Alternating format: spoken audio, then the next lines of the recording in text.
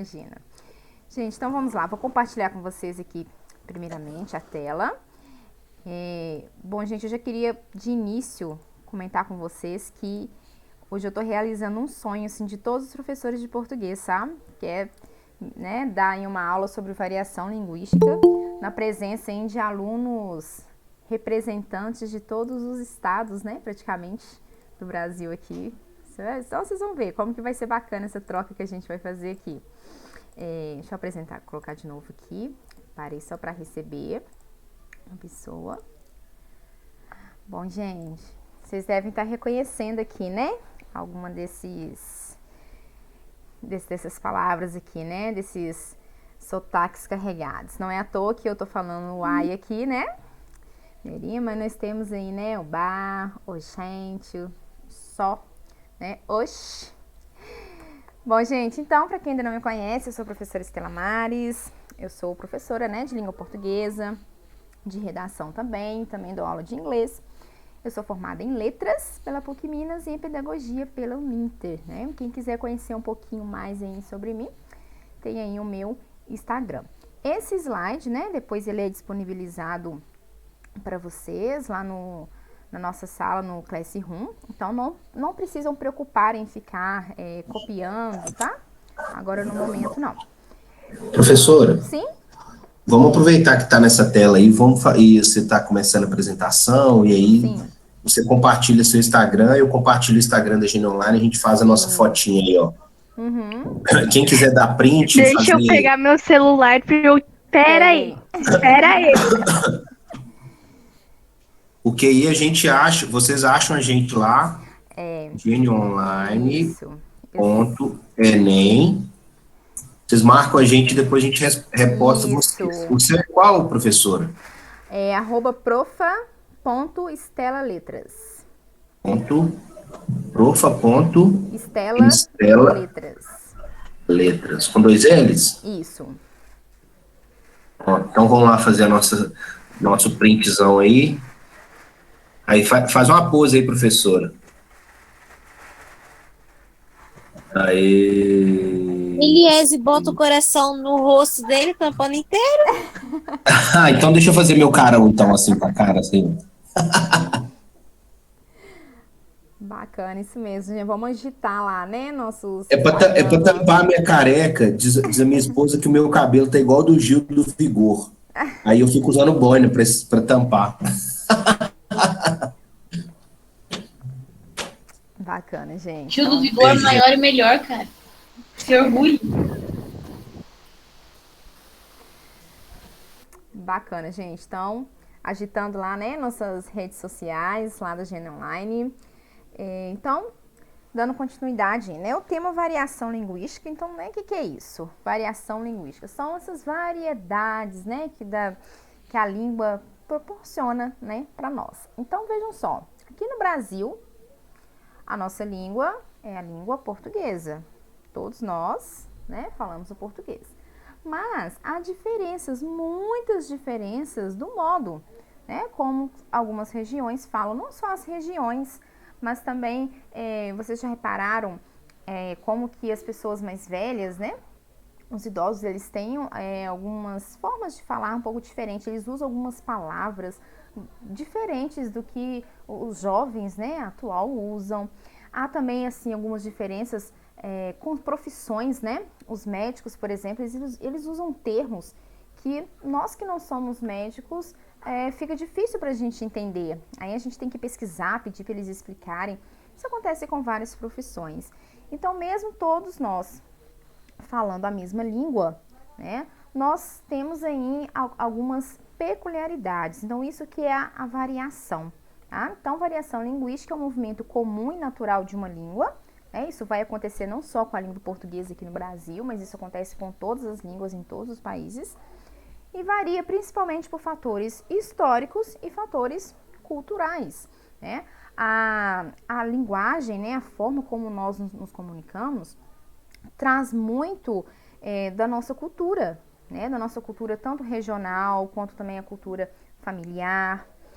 O modo pelo qual, né, é usado a língua, né, de acordo também com o contexto, o contexto histórico, né? Eu citei aqui o exemplo né, das pessoas mais idosas com os mais jovens, geográfico, sociocultural, né? Então, os falantes vão se manifestar de diversas formas. Isso que é a variedade linguística. E é uma delícia falar sobre isso, né? Porque a gente acaba estudando, né? Vendo aí a questão como que a cultura, né, ela é muito forte, muito enraizada na nossa linguagem. Gente, a variação linguística, ela é denominada por vários termos, gramaticalmente dizendo, tá? Esses termos são variação geográfica, histórica, social e situacional. Vejam que eu coloquei entre parênteses esses nomezinhos aí feios, né? Olha, diatópica, diacrônica, diafásica e diastrática. Esse nome é um nome que a gramática, né, associa para esses nomes. Então, vocês podem aparecer, inclusive na prova do Enem, tanto com o nome variação geográfica como diatópica, tá?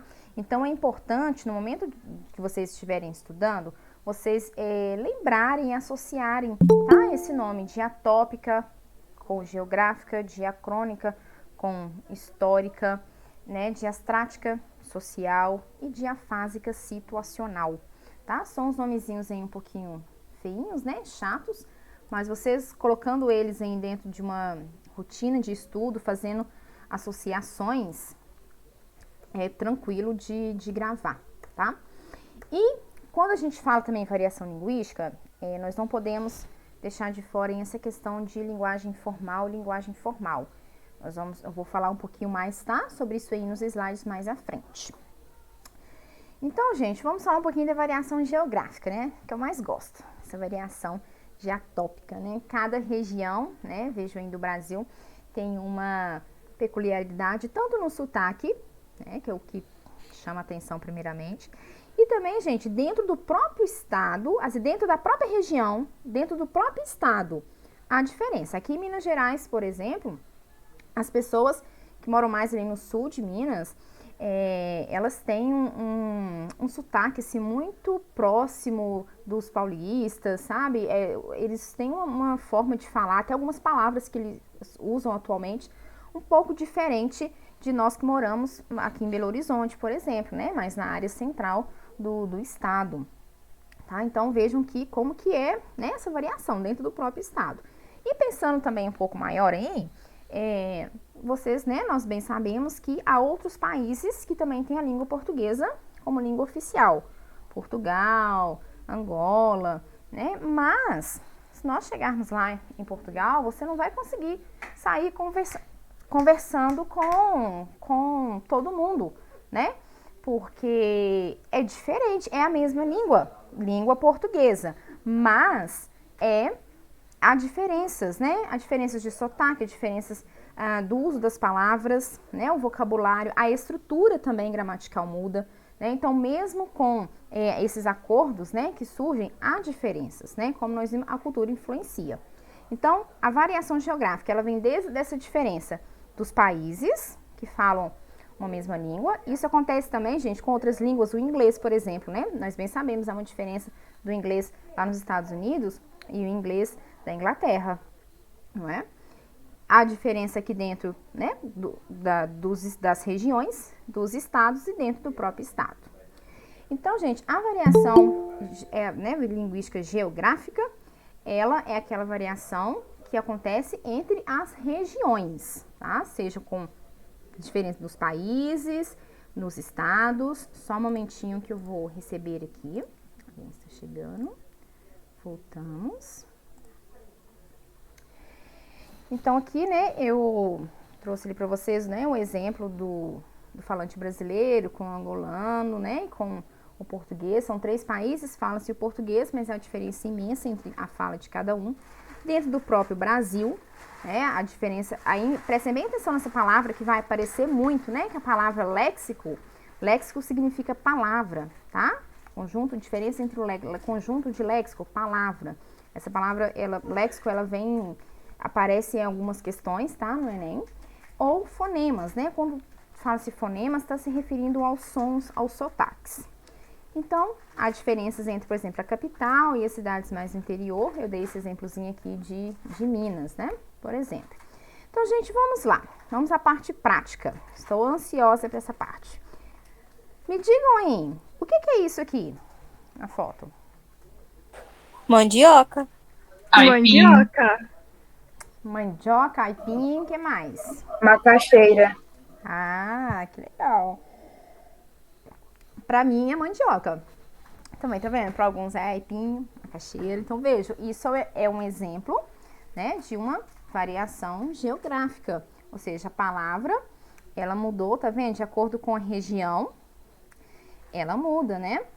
Em alguma região vai ser mandioca, em outra aipim. Os meninos que falaram aí, professora, igual, Sim. por exemplo, a Eduarda Fonseca falou aipim. De onde que você é, Eduarda?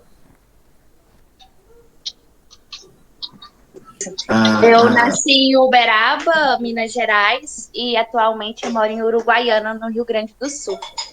Uruguaiana. A Só Varti, que eu morei 3 anos na Argentina, em Rosário, Santa Fé. Que legal. olha, cosmopolita. A Jade falou macaxeira. A Jade é de onde, Jade? Pode colocar aqui no chat também, gente. Deixa eu ver aqui. Tem as pessoas falando aqui. Deixa eu ver. Do Sul, macaxeira, aipim. Aí, ó, a Jade é do Ceará. Aham. Muito bem. Lá em Brasília, a gente fala muito aipim também. Aipim também, Brasília. Verdade. Eu aprendi assim. Mas no Sul a gente chama de mandioca, normal. Uhum. A única coisa que muda pra gente lá é a bergamota, que mexerica pra vocês, lá pra gente é bergamota. Nós vamos falar dela. Quer ver? Deixa eu ver se é a próxima. Ah, é verdade, aqui é Ela bergamota. mesmo, isso. É bergamota? Bergamota. E gente. pão também. Tem certos Mexerica. lugares que se a gente chegar na padaria e pedir pão cacetinho, Cacetinho. o povo fica olhando pra nossa cara. Exatamente. E Bacana, isso a gente né, é carne gente? moída. Cacetinho, gente, não se vale para Cacetinho. sempre. Bacana. Pois é, aqui mesmo em Belo Horizonte, se você chegar na padaria e pedir cacetinho, vai ficar todo mundo assim. Pois é. rindo da sua cara, pensando o que é isso? Por né? favor, não tava passe essa passando. vergonha. Bom, Eu tava passando uma temporada em Minas e eu cheguei no supermercado e pedi guisado. E o povo olhou pra Pois é. o que é isso? Agora você me conta o que é isso, que eu também não sei. É carne moída? Sério? Olha. Aham. Tá vendo que interessante? É salsichão, pra nós é linguiça. Gente, olha que interessante. Pois né? é. A mesma língua portuguesa. E olha só, e a gente. Olha, pra mim, né, aqui é mexerica. Inclusive, quando a primeira vez que eu ouvi essa palavra bergamota, eu fiquei pensando, meu Deus, o que será isso? Eu fui pesquisar e vi que era a mesma mexerica aqui pra nós. Interessante, né? Que mais, gente? A mexerica bergamota tem mais alguma diferença em alguma outra região, algum estado? Alguém conhece Não. por outro nome? Em outras regiões fala laranja ou tangerina. Ou mexerica. Tangerina, isso. Aqui é laranja. Também, olha, legal. Tangerina. Eu conheço como também. mexerica. Aquele plug soda também de tomada, sabe? Que em alguns lugares é Benjamin e outros é T. E algumas pessoas chamam de... Verdade. Tá vendo? Não, bastante coisa. Eu Na trouxe- fronteira a gente usa muito T. Aqui a gente fala T. Gente, isso aqui. Acho que os... Bolacha. Pois é, os Bolacha. paulistas e os cariocas vão... Nossa, aí na briga, hein, agora? Bolacha. Não, Bolachinha recheada. Gente, Biscoito? Biscoito. Eu falo biscoito. Eu também falo biscoito. Mas gente, essa pergunta, porque Bolacha. é biscoito ou é bolacha? Pois é, biscoito. É biscoito. Biscoito. É biscoito. Há uma... Os paulistas e os cariocas brigam muito com isso, né? De biscoito e bolacha, biscoito e bolacha. Bom, aqui na minha região, para nós, é biscoito. Isso é bolacha. Aqui pra mim Mas- também é biscoito. Biscoito, mas para muitos já é bolacha. Biscoito já vai soar meio estranho, né? Nem consigo falar biscoito, na verdade. Isso aqui, gente, o que é isso? No Nordeste aqui se chama sinal. Sinaleira. Ela fala semáforo. Sinaleira. Sinaleira. Sinaleira. Acho lindo o sinaleira. Aqui também é sinal. Semáforo. Né? Para nós, sinal ou semáforo, né? A gente, assim, mais no comum no dia a dia aqui a gente fala sinal, semáforo, mais um nome meio mais técnico, né? Assim. A gente não usa Cachorro a muito gente nesse chama de conhece. Cusco. Aonde? Lá em Uruguaiana, cachorro a gente chama de Cusco. Mas aqui, tipo, aqui também é meio que no sul a gente chama Cusco mesmo. Que interessante, olha, essa eu nunca tinha ouvido. Que interessante, gente, que bacana, né? Vivendo e aprendendo. Esse aqui vocês já falaram, né? Cacetinho. Pão francês. Ou cacetinho no Rio Grande do Sul. Aqui Cacetinho. em Belo Horizonte a gente chama muito de pão de sal, né? O pão francês também. Aqui no bem Nordeste a gente fala pão francês. mais pão francês, né? Interessante. Tem alguém que conhece aí por outro nome? Como é que vocês falam isso aí na região de vocês? Quem quiser ir comentando lá no chat também pode, tá, gente? Ficar com vergonha. Eu sei que em Santa Catarina acho que isso não é pão d'água, Sora. Pãozinho. É. Pãozinho legal, gente. Tem mais aqui, olha. Essa daqui também é bem polêmica, né? Chup-chup. Sacolher. Geladinho. Como que o Nordeste sotaque... é din-din. Não, gente, Aqui vocês eu viram chamo como de que flau. o sotaque é uma delícia também, né? Faz toda a diferença. Né? A gente ouvir também a palavra assim, diferente com o sotaque, faz toda a diferença também. Aqui, né, pra mim também, eu conheço como chup-chup. Sim, aqui no Espírito Santo é chup-chup. Chup-chup. Teve uma vez que até uma moça falou, me veio um sacolé. Eu fiquei tipo assim, o que é isso? É sacola? Porque não tem como Mano, eu meio chamo isso de geladinho, velho. Geladinho. É também. geladinho. Na verdade, aqui a gente usa mais. Esse daí, tipo, caseiro, assim, a gente chama mais de chup-chup. E geladinho a gente chama mais aquele industrial, sabe? Que vem. Sim, no o que vem supermercado. dentro do pacotão. Isso, aí a gente. Brasília é chamado de de din-din. din-din também, olha mesmo. Esse também. Mas no sul é geladinho, no sul. Interessante. Tem mais alguém aí que conhece de outra forma? Aqui eu chamo de flau. Aonde? Alagoas, no interior. Não sei se é o estado todo que chama assim. Aham. Gente, que legal. Peraí que eu vou receber aqui que tem gente chegando. Sueli, seja bem-vinda. Flau. Engraçado. E por que é flau? Você sabe me dizer? Não, só sei que eu chamo flau. É engraçado, né? Muito interessante, gente. E essa daqui também, ela costuma dar uma polêmicazinha aí, hein? Uma diferença.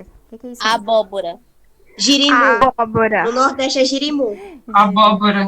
Abóbora No aqui Espírito também. Santo é abóbora. Abóbora. Abóbora, né? Aqui em Minas também é Rio abóbora. Grande do Sul é abóbora. A abóbora tá ganhando, hein? Tá ganhando o girimum. Deixa eu receber aqui, Felipe chegando. Mano, como que vocês chamam lombada? Quebra-mola aqui. Quebra-mola. Quebra-mola. É. Ou lombada. Eu chamo de lombada. Aqui é mais comum. Lombada. quebra-mola. Lombada.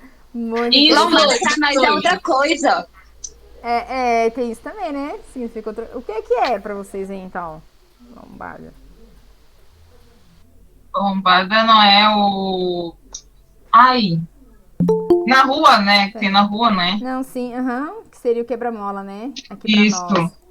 Muito interessante. Tem mais alguma coisa que vocês estão lembrando aí? Estojo. Estojo. Aqui é estojo. Estojo também. Aqui Estojo. estojo ou bolsinha. Também, né? Chamamos às vezes de bolsinha. Gente, no corretivo, Ladex. Orex. Aqui nós é corretivo normal. É branquinho, Gente, tem cara. mais uma É coisa Forex. também. Eu não tenho aqui, mas o Durex também eu acho que tem uma diferença. Não tem? É Durex. Eu chamo de A Durex. fita? Durex também. Durex. Eu falo fita adesiva em vez de Eu durex. chamo de fita crepe. Eu chamo dos dois. A fita A minha adesiva tá muito. Aqui não é muito comum a gente chamar, não. Bom, gente, então tô vendo como é que a variação, né, geográfica aí é uma delícia, interessantíssima. Aí vocês imaginem também que isso acontece nos outros países, com as outras línguas também. Gente, a variação histórica, né, a diacrônica, ela acontece o seguinte, vocês, claro, né, a gente não lembra, mas assim, de ver escrito em algum lugar antigo, ou em livros antigos, por exemplo, a palavra farmácia com PH, né, então, isso aqui que aconteceu, com o Na passar Argentina dos anos, isso, com o passar dos anos, foram feitas reformas ortográficas, né, E nessas reformas, elas vão alterando a forma de escrever algumas palavras. A última reforma ortográfica mesmo que nós tivemos alteração aí na acentuação de algumas palavras, né? Então, isso é uma variação histórica. A variação histórica, ela pode acontecer dessa forma, como eu falei com vocês, vindo de uma regra gramatical, que são as reformas ortográficas, como, por exemplo, né, o farmácia com PH, devido a uma reforma ortográfica, não é mais o PH, é o F. E ela acontece também pelo próprio desgaste do uso da língua, como, por exemplo, a palavra vossa mercê. Então, estão vendo aí, tem um triângulozinho, ela foi só diminuindo, né? A expressão vossa mercê. Aí depois, né, as pessoas passaram a pronunciar dessa outra forma, vós me ser, você, e hoje em dia já está no C, né? É claro que tem algumas regiões em que vocês usam mais o tu, né, do que o você, mas nós que usamos aí muito o você, na verdade a gente já está no C, né? Você vai fazer isso? Você vai assistir a aula? Então, isso também é um exemplo dessa variação histórica. Ou ela vai vir, né, imposta por essas reformas gramaticais, não se escreve mais dessa forma, escreve assim, ou o próprio desgaste mesmo da palavra. O que acontece com o tempo, né, em uma língua? Pode acontecer isso, o desgaste de uma palavra, né, ela vai se reduzindo, chegando, né, por exemplo, vossa mercê ao você. Vão chegando também outras palavras, né, vão se acrescentando, surgindo novas palavras. E essas novas palavras que surgem, elas vêm muito de influência principalmente da tecnologia, né? Conforme vai avançando a tecnologia, vão surgindo novas palavras, vindo da tecnologia, vindo também de muitas do inglês, né? Ou de algumas outras línguas, porque acompanham a tecnologia. Hoje em dia, por exemplo, tem essa palavra digital influencer, né? Essa palavra, né, digital influencer, isso não fazia parte do vocabulário né, do Brasil até pouco tempo atrás, né? É uma expressão muito recente, né? Digital influencer. Isso é uma variação histórica, tá? As variações históricas, elas tratam das mudanças, né? Como eu falei, que ocorrem na língua no decorrer do tempo. Algumas expressões e palavras vão deixar de existir, outras novas vão surgindo e outras se transformam, né? Com a ação do tempo, como, por exemplo, vossa mercê e o você. Vale ainda comentar a respeito das palavras que deixaram de existir ou passaram a existir, né? Isso acontece também muito com as gírias, tá? Que são o quê? As gírias, principalmente, como falar, as gírias que os nossos avós usavam na época lá, como eles eram jovens, não são mais, essas gírias a gente não usa mais, né? Atualmente, os jovens de hoje não usam mais aquelas gírias que nossos avós usavam quando eram jovens. Usamos outras gírias. Aí aqui tem um exemplo. Aí é claro que quando a gente fala de gírias, isso também vai depender muito da região, né? Porque a gíria, ela também está regada de cultura. Então, aqui eu vejo um exemplo. Os jovens, né, costumavam dizer que algo era supimpa. Ou que aquele garoto, né, é um broto, é um pão. Hoje em dia não se usa mais isso, né? Em vez de supimpa, da hora, ou que aquela mina é mó gata. Na verdade, se a gente for pensar mais atualmente, esse mó gata e da hora já deve estar até ultrapassado, né? Para algumas gerações aí. Já se usam outras, até mesmo antes chamava um garoto bonito, chamava de pão. Hoje em dia, pelo menos aqui na minha região, as meninas mais adolescentes chamam de crush, né? Não sei na região de vocês como que é. Boy. Boy, tá vendo? Então, assim, as gírias, elas vão ter esse caráter de ser uma variação histórica, né? Mas também elas trazem um pouquinho da variação regional, porque tem influência da cultura, tá? E a variação social, né, que é a diastrática, refere-se à linguagem utilizada por classes ou grupos sociais. Lembra que no início da aula eu dei o exemplo lá dos médicos, né, que eles têm alguns termos técnicos que nós não entendemos? Vejam só essa tirinha que interessante. Olha lá, o médico fala: de acordo com o laudo, você está com um processo de intumescência resultante de lesão inflamatória e necrose subcutânea. O paciente pensa: meu Deus, doutor, e quanto tempo eu tenho de vida? Porque, né, esse negócio que esse pneumão grande, enfim, pra caramba, deve ser algo muito grave, muito ruim. Aí ele diz, não se preocupe, é só um furúnculo. Ou seja, é uma coisa, aí o médico tem que, né, fazer essa tradução aí, explicar com uma palavra que seja mais conhecida. Isso, os advogados também, eles têm uma certa linguagem ali que é muito específica, característica que eles usam no dia a dia do trabalho. Professores nós também temos, isso ocorre com todas as profissões. E também isso são o quê? Grupos sociais, a gente pensa em profissões. Grupos sociais também inclui, como diz, os adolescentes, né? Por exemplo, os adolescentes, as crianças, os idosos. E as classes sociais, também isso vai acontecer, tá? Então, classe social, a gente pode dizer assim, por exemplo, uma pessoa que tem uma condição financeira mais desfavorecida, a gente pensa que logo ela não vai ter uma condição assim de estudo, né? Oportunidades de estudo. Então, a linguagem que ela vai utilizar vai ser uma linguagem bem diferente daquela pessoa que teve uma oportunidade de ter um estudo, né? De investir um estudo. Geralmente, a pessoa que tem uma oportunidade de estudar, ela pertence a uma classe, né, social aí diferente, um pouco acima daquele que não teve. Então, digamos, teoricamente, né, claro que isso não é uma regra, há muitas exceções, todos nós sabemos, mas, teoricamente, supõe-se que cada classe social, a forma de comunicar, a linguagem, enfim, falar e escrever é diferente, tá? E a variação situacional, né, a diafásica, remete ao contexto da adaptação da fala ao estilo da fala. Ou seja, aqui a gente vai entrar naquela questão que eu falei com vocês de linguagem formal e informal. Então, vejam só o nome, variação situacional. Situacional lembra de situação.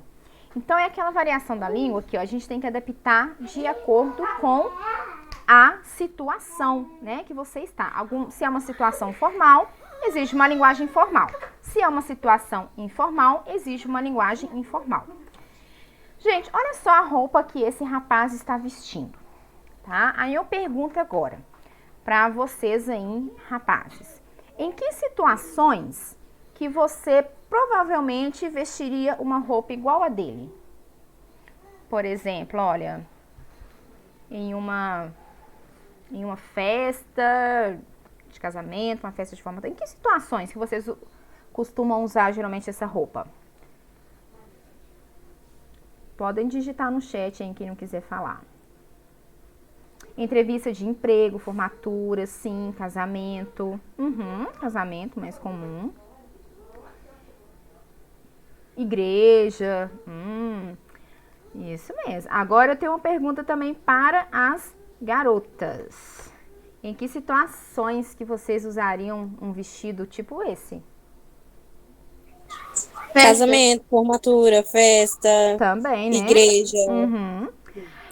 Vocês iriam... Vamos lá. Vamos supor que você se reuniu com alguns amigos e vocês vão fazer uma festa do pijama na casa de algum dos amigos. Uma festa do pijama só vocês amigos. Vocês iriam vestido com esses trajes? Não, né? Não. Obviamente que não. Aí, né, eu acabei de dar o exemplo do pijama. Vocês me falaram que, né, essas roupas vocês iriam em casamento, festa de formatura. Você iria em um casamento com o pijama? Não, tá? Por quê, gente? A situação, ela é uma situação formal que exige a nossa roupa seja formal. A mesma coisa acontece com a linguagem. Situações formais exigem que a nossa linguagem seja formal. Situações informais exigem que a nossa linguagem seja informal. Então, se você está em um momento conversando com seus amigos pelo WhatsApp, olha, situação totalmente informal, não é? Não tem nenhuma necessidade, é claro que você não vai sair escrevendo, né? Tudo muito errado, absurdamente errado, mas não tem uma necessidade de você se preocupar em utilizar uma linguagem extremamente formal. Se a vírgula saiu certa, se não saiu. Tanto que você pode abreviar, né, usar gírias, a gente abrevia muito em mensagem. Tranquila, a situação é informal, a situação permite que você use essa linguagem. Né? Da mesma forma com a roupa, né? A situação permite, é informal, permite que você esteja com aquela roupa, permite que você esteja de chinelo ali, ok. Agora, há situações que vão exigir não só a roupa formal, como a linguagem. Alguém falou em entrevista, né, de emprego. Entrevista de emprego, você tem que ir com a roupa formal, né, se apresentar bem, e a sua linguagem também tem que ser formal. Você não vai chegar lá numa entrevista falando, né, tudo, as palavras erradas, soltando gírias, até a entonação, né, com que nós vamos falar, é diferente. É como você, tipo assim, estivesse falando no WhatsApp, por exemplo, você escreve cena, em vez de você escrever cena com C, você escreve com S. E você utiliza o 2E com acento e sem acento trocados no WhatsApp. Isso é informal. Nossa, isso, situação totalmente informal. Agora, tem uma outra situação também. Por exemplo, é pelo WhatsApp, mas você vai conversar com o seu chefe. Seu chefe te mandou uma mensagem aqui no WhatsApp. Aí, opa, a situação já não é tão informal assim, né? Você está conversando pelo WhatsApp, mas exige que você tenha um cuidado ali maior na mensagem que você vai encaminhar. Você não está mais conversando com a sua amiga, né? Você não está ali conversando com alguém da sua família. Formalmente. Por exemplo, se for uma entrevista de emprego virtual, você vai ter que escrever formal. Porque se o chefe vê uma palavra informal errada, como é que ele vai te aprovar? Com certeza, né? Isso vai dizer muito sobre você, né? O mesmo, aqui eu tô dando exemplo, né, assim, aí da fala, o mesmo também com a escrita, né? Se você vai... hoje em dia a gente não usa muito escrever bilhete no papel, né? A gente tem a tecnologia WhatsApp. Mas, vamos supor, você precisa sair de casa e deixar um recado ali, né? Para quem mora com você. Você pega um papelzinho ali, escreve, né? Como se fosse no WhatsApp, meio rapidinho ali, de qualquer jeito. Coloca, abrevia a palavra, beleza? Deixa ali. Agora, você vai escrever uma redação lá na escola para sua professora. A própria redação do Enem, por exemplo, você já não pode escrever assim, dessa forma. Exige que você tenha uma linguagem, use, né? Uma linguagem formal. Então, a variação situacional, né, gente, ou a variação diafásica, é essa variação em que você tem que avaliar a situação. Avaliando a situação, você vai avaliar qual é o tipo de linguagem que você tem que usar. Então, agora vamos ver a variação linguística nas questões do Enem. O Enem adora variação linguística. Então, assim, é o que chove nas questões, né?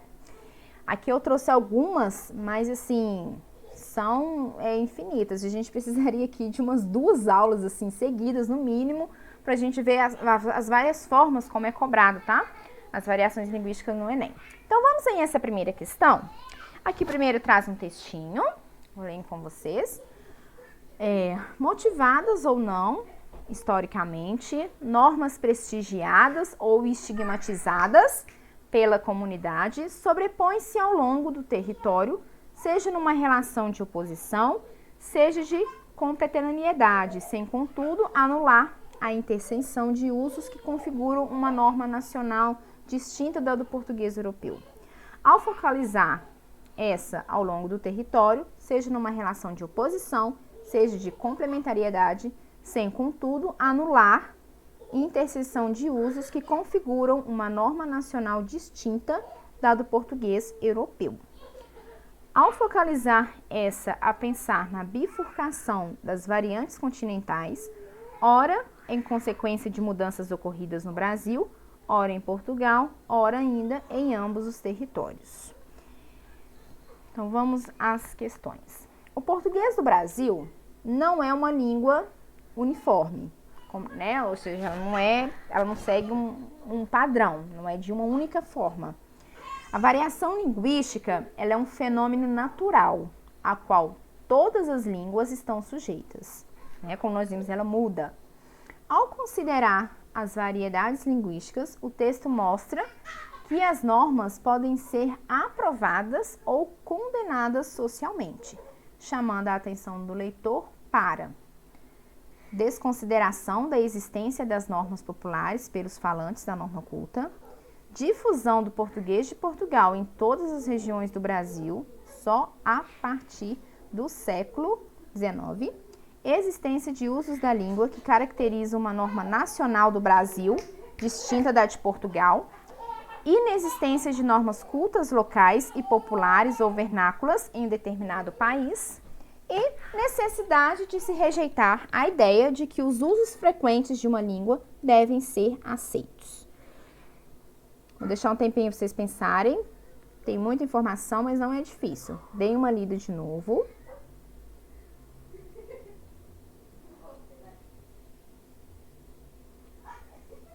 Podem me dizer aí no chat qual alternativa que vocês marcariam.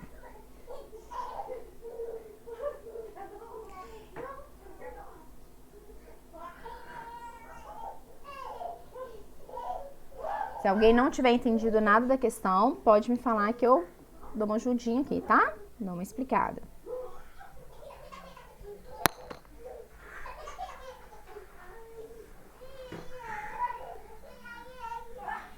Ok? Só um minutinho, gente.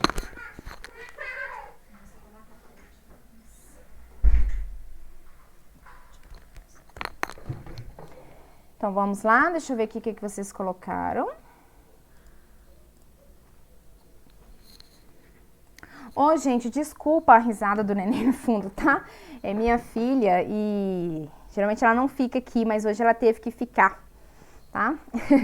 Aí, por isso, vocês me desculpem aí, mas eu já dei um puxãozinho de orelha lá. Ah, gente, obrigada. Isso. Gente, bacana. Eu tô vendo aqui os comentários de vocês aqui sobre as linguagens. Aham. Então, deixa eu ver. Todo mundo tá indo na letra C. Ok, gente. Letra C. Muito bem. Né? Existência de usos da língua que caracteriza uma norma nacional do Brasil distinta da de Portugal. Há um momento aqui no texto, ó, bem claro, né? Que fala aqui que, contudo, anular a inserção de usos que configura uma norma nacional distinta da do português europeu, ou seja, do português de Portugal. Questão 2. As dimensões continentais do Brasil são objeto de reflexões expressas em diferentes linguagens. Esse tema aparece no seguinte poema. Que importa que uns falem mole e descansado? Que os cariocas arranhem os erros na garganta, que os capixabas e para horas escanem as vogais, que tem os 500 réis meridional, vira 5 tostões do rio pro norte, junto formamos esse assombro de misérias e grandezas, Brasil, nome de vegetal. Esse é um poema de Mário de Andrade. O texto poético, ora reproduzido, trata das diferenças brasileiras no âmbito ético e religioso, linguístico e econômico, racial e folclórico, histórico e geográfico, literário e popular. E aí, gente, vou dar um tempinho aí para vocês pensarem. Letra D. Letra B. Alguém mais aí na letra B? B. B, gente, muito bem. Linguístico e econômico, né? Depois de uma aula dessa, né, de variedade linguística, ficou facinha aí essa questão. Terceira questão. Só há uma saída para a escola se ela quiser ser mais bem-sucedida: aceitar a mudança da língua como fato. Isso deve significar que a escola deve aceitar qualquer forma da língua em suas atividades escritas? Não deve mais corrigir? Não. Há outra dimensão a ser considerada. De fato, no mundo real da escrita, não existe apenas um português correto, que valeria para todas as ocasiões. O estilo dos contratos não é o mesmo dos manuais de instrução. O dos juízes do Supremo não é o mesmo que dos cordialistas. O dos editoriais do jornal não é o mesmo dos cadernos de cultura dos mesmos jornais. Ou o de seus colunistas. Gente, antes de ir para a questão aqui, esse texto traz uma reflexão que é o seguinte. Nós acabamos de refletir lá sobre essa questão da variação situacional, não é? Da situação, as situações que exigem formalidade, as situações que exigem informalidade. Então, o que esse autor, né, esse Círio Pocente, ele traz essa reflexão para a gente é o seguinte, que não existe no português o certo e o errado, tá? Existe o adequado e o inadequado. Então, por exemplo, é errado você escrever gírias lá na sua, por exemplo, no seu currículo, né? No seu currículo, é errado você escrever gírias lá? Então, ele fala que não é errado, só não é adequado, porque é um texto formal. Então, você tem que adequar, né, a linguagem, tá? Então, muito cuidado com esse conceito de certo e errado ao se tratar ainda da linguagem, tanto na escrita quanto na fala. Lembre-se, não há o certo e o errado, há o adequado e o inadequado, tá? Então, vamos aí. Círio Pocente defende a tese de que não existe um único português correto. Assim sendo, o domínio da língua portuguesa implica, entre outras coisas, saber descartar as marcas de informalidade do texto, reservar o emprego da norma padrão aos textos de circulação ampla, moldar a norma padrão do português pela linguagem do discurso jornalístico, adequar as formas da língua a diferentes tipos do texto e contexto, desprezar as formas da língua previstas pelas gramáticas e manuais divulgados pela escola. Acho que ficou fácil aí, né? D. Depois que eu dei essa explicada. Quem mais vai na D? Letra D. Alguém vai em outra? Eu tô em dúvida entre duas. Qual? Conta aí pra gente. Eu tô em dúvida entre a C e a E. Deixa eu ver, moldar pela linguagem do discurso. Tá. Aqui, vamos lá, talvez eu te ajude com essa explicação aqui. Nesse texto, quando ele cita ali que o estilo dos contratos não é o mesmo que dos manuais de instrução, não é o mesmo que do juiz, ele está falando aqui a questão dos gêneros. É assunto, inclusive, da nossa próxima aula, tipo e gênero textuais, né? Ele está querendo dizer o seguinte, que cada gênero textual, ele tem uma regra ali, né?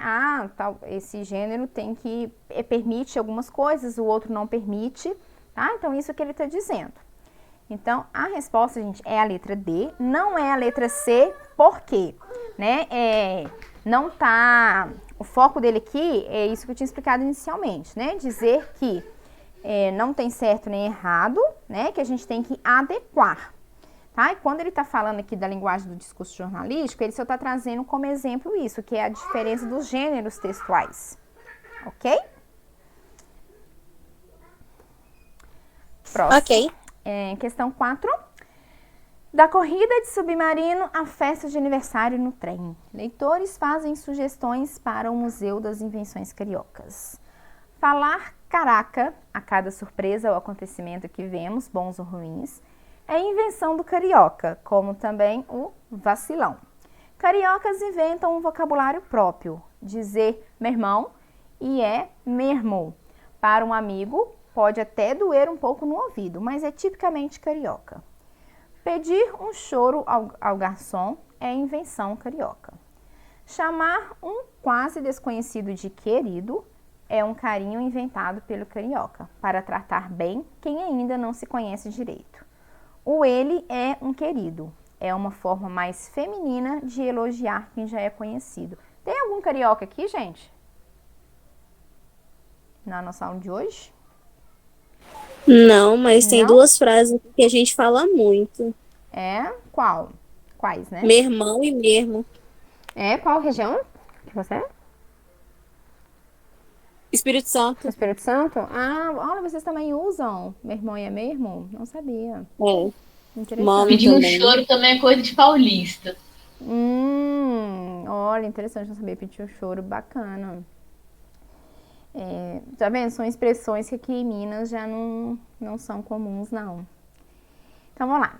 Entre as sugestões apresentadas para o Museu das Invenções Cariocas, destaca-se o variado repertório linguístico empregado pelos falantes cariocas nas diferentes situações específicas de uso social.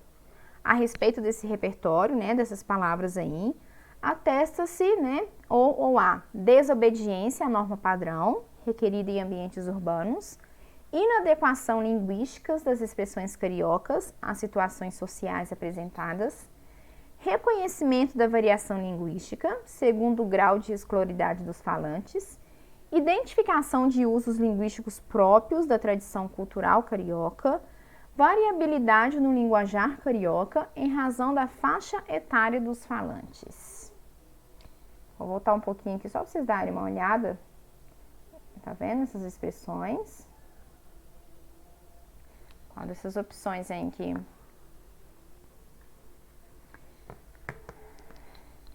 essas expressões e essas palavras aí, elas se remetem ao quê? D. D, alguém mais? De dado, né? Vamos lá, todo mundo dá D, vamos ver. Letra D, identificação de usos linguísticos próprios da tradição cultural carioca. Como o próprio texto já, né, trouxe logo de início ali, próprio título, né, Museu das Invenções Cariocas. Mais uma questãozinha. Eu gostava muito de passear, sair com as minhas colegas, brincar no portão de casa de vôlei, andar de patins, bicicleta, quando eu levava um tombo ou outro. Eu era a palhaça da turma. Risos. Eu acho que foi uma das fases mais, assim, gostosas da minha vida. Foi essa fase de 15, dos meus 13 aos 17 anos. Um aspecto da composição estrutural que caracteriza o relato pessoal, né? Aí está abreviado o nome dela, APS, como modalidade falada da língua é o predomínio da linguagem informal, né, entrecortada por pausas, que são esses, né, ela fala assim, eu gostava muito de passear, aí dessa pausa, sair com as amigas, né, essas pausinhas aí. Vocabulário regional desconhecido em outras variantes do português, ou seja, tem algumas palavras em que algumas outras regiões podem não conhecer. Realização do plural conforme as regras da tradição gramatical. Ausência de elementos promotores de coesão entre os eventos narrados, ou presença de frases incompreensíveis a um leitor iniciante. Então, gente, aqui, ó, esse texto, ele é como se fosse uma transcrição, né, de uma entrevista, assim, que foi oral, de uma fala, né? É a transcrição de uma fala. Então, não foi um texto escrito, isso é a transcrição de uma fala. Então, ou seja, modalidade falada. Então, o que faz com que, ao ler esse texto, você identifica isso? Nossa, isso aqui é característica de fala mesmo, de modalidade falada. Alguém vai em outra?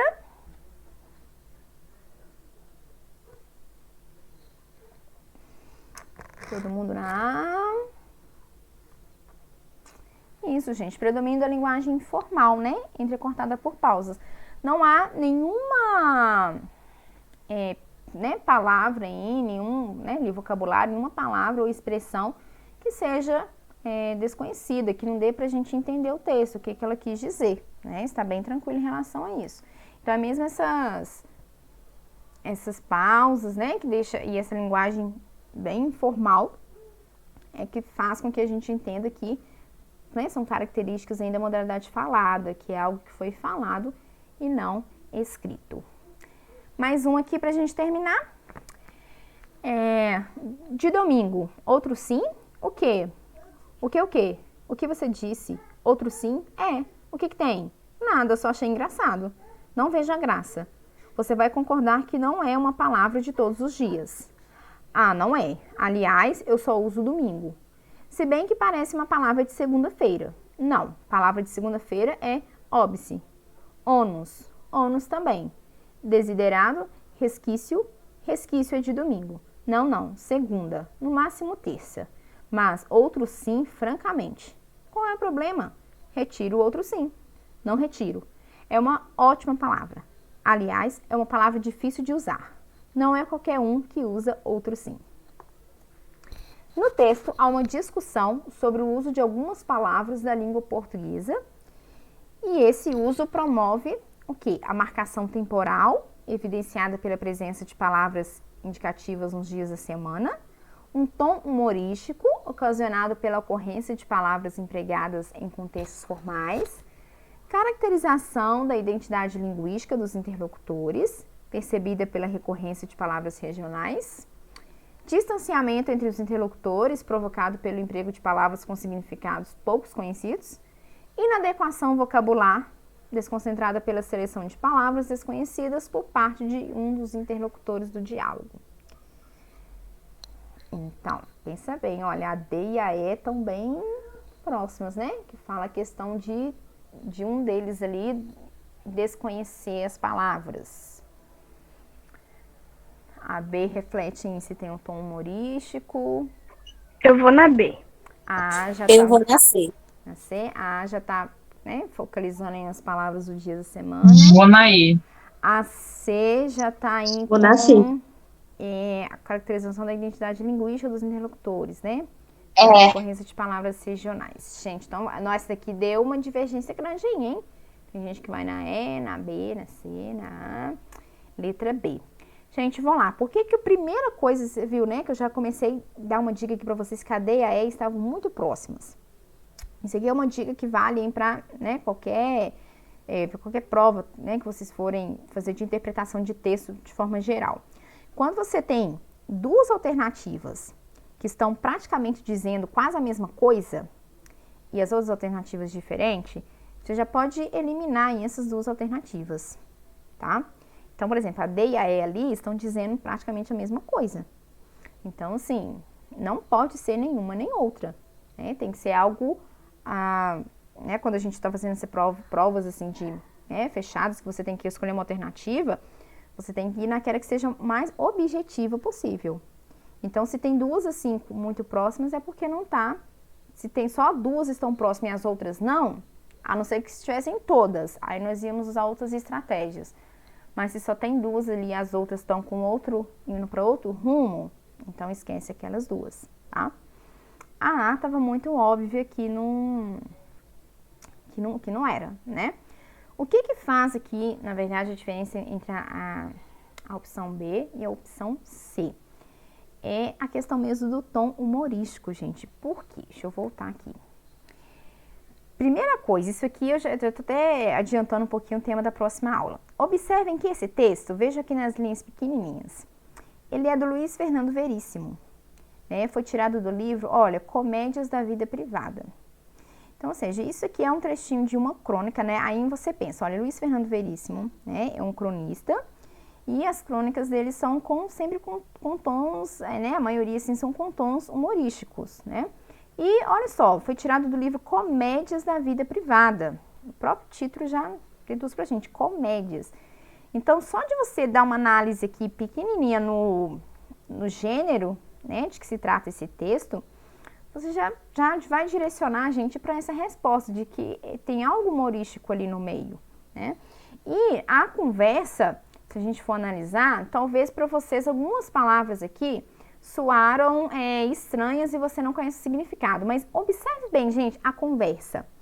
Ele conhece, né, o tempo todo, eles não desconhecem o significado da palavra.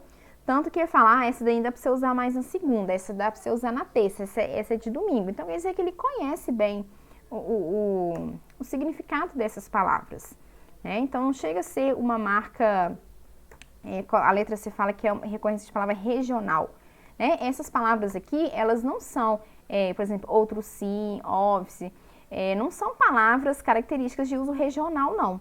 Lembra da variação regional? Essas aqui não são, elas são palavras em nível formal, né, da língua portuguesa. Inclusive, aqui até tem um momento que fala que não são palavras, aqui ó, não é palavra de todos os dias, né? Ou seja, quer dizer que não são palavras comuns, né, do nosso dia a dia. Agora, se aqui, vamos supor, que aqui fosse um texto que tivesse aquelas palavrinhas, né, que nós brincamos lá no início da aula, macaxeira, mandioca, enfim, aí sim, seria, né, a recorrência de palavras regionais. Ok? Então, entenderam a diferença aí? Por que é a letra B? Sim. Ok, gente? A questão 7, vou fazer ela rapidinho aqui com vocês. Mandiga era a denominação que, no período das grandes navegações, os portugueses davam as costas ocidental na África. A palavra se tornou sinônimo de feitiçaria porque os exploradores lusitanos consideravam bruxos os africanos que ali habitavam. É que eles davam indicações sobre a existência de ouro na região. Em idioma nativo, Mandiga designava terra de feiticeiros. A palavra acabou virando sinônimo de feitiço, sortilégio. No texto, evidencia-se que a construção do significado da palavra Mandiga resulta em um contexto sócio-histórico, diversidade técnica, descoberta geográfica, apropriação religiosa ou um contraste cultural. Aqui a gente, devido ao tempo, não vou analisar muito, mas de forma rápida, é um contexto sócio-histórico, né? Vejam que ele vai trazendo ali, olha, denominavam, que, ó, era a denominação que no período de grandes navegações, ou seja, em um determinado tempo, em uma época, né? Tá vendo? Ela se tornou sinônimo de feitiçaria, ou seja, ela agora, depois com o passar do tempo, né? Ela já passou a significar terra de feiticeiros, né? Então, tá vendo? Essa mudança que ela vem ocorrendo com o tempo, lá, e a palavra acabou virando, por final, a palavra acabou virando um sinônimo de feitiço e sortilégio. Então, ou seja, ela teve significados, né, diferentes, apesar de ser próximos, mas diferentes. Primeiro significava feitiçaria, depois terra de feiticeiros, e por fim, ela acabou sendo sinônimo de feitiço. Tá? Então, esse é o contexto sócio-histórico, ou seja, uma variação histórica, né? Foi com o passar do tempo. Essa 8 aqui, eu vou deixar para vocês como para casa, tá? Amanhã, na parte da manhã, eu vou postar o slide. Todo mundo vai correr lá e vai analisar essa questão número 8, tá? Tanto que eu nem vou mostrar aqui para vocês qual é a resposta dela, não. Tá bom? Ela vai lá para vocês sem a resposta. A número 8. E aí vocês vão comentar, né? Lá tem um espacinho para comentar, pode comentar no grupo também, tá? Vocês vão comentar lá. Ah, eu acho que é a A, que é a B, que é a C, que é a D. Ah, fiquei em dúvida entre essa, entre essa, entre essa.